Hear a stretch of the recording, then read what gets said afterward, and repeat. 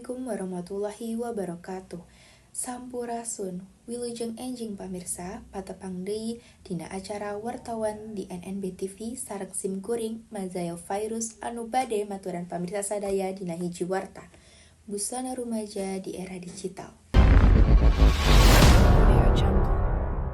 Pamirsa, pamekaran zaman jeung pengaruh media sosial geus mawa robahan dina sagala widang, kaasup dina gaya berpakaian barudak rumaja. Tapi robahan ieu oge nyaharepan rupa-rupa paniten ti masyarakat, khususna ngeunaan kasaluana jeung norma budaya lokal. Dina mangsa kiwari, gaya berpakaian barudak rumaja beuki robah jeung beuki rupa-rupa. Tina mimiti ngagunakeun baju crop, paduan hijab jeung fashion modern, nepi dress pondok, sadayana nyatakan kabebasan dina ngakspresikeun diri. Tren ieu loba kapangaruhan ku media sosial saperti TikTok, Instagram, jeung media pop luar negeri. Pemirsa, sumangga urang simak laporan langsung ti rerencangan abdi nu parantos ngalakukeun wawancara di lapangan. Sampurasun kasadayana, dinten ayeuna abdi bade ngawawancarakeun salah sahiji remaja ngeunaan gaya cara berpakaian sapopoena sareng ti mana anjeunna meunang inspirasi. Ayeuna abdi tos sareng salah sahiji remaja anu bade diwawancara ku abdi. Punten teteh sataacana ngaganggu waktosna, abdi bade tumaros perkawis gaya fashion zaman ayeuna. Mangga. Abdi boga beberapa pertanyaan sataacana nyaeta kumaha sih gaya teteh sapopoe sareng ti mana teteh meunang inspirasi gaya fashion zaman ayeuna.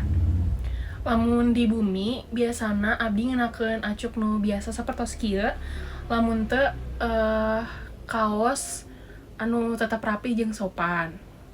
Tapi lamun misalkan ka kampus biasana ngeunakeun acuk anu formal, lamun teu saragam.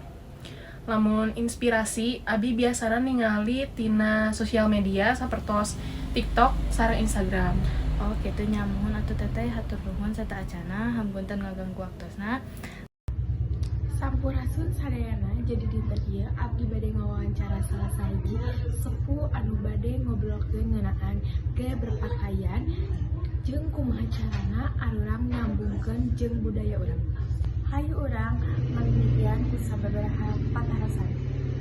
Dina pamadegan ibu, nah gaya berpakaian barudak ayeuna bisa disaluykeun jeung nilai-nilai lokal. Sumuhun, gaya berpakaian barudak ayeuna tiasa disaluykeun jeung nilai-nilai lokal ku cara ngagabungkeun unsur tradisional. Karena desain modern urang tiasa ngajaga budaya urang bari jeung tetep adaptif. Karena perubahan zaman ayeuna contohna ngagunakeun motif batik sareng atanapi tina busana sapopoe. Sakitu heula warta dinten ieu, mugia janten informasi nu mangpaat. Hatur nuhun, wassalamualaikum warahmatullahi wabarakatuh.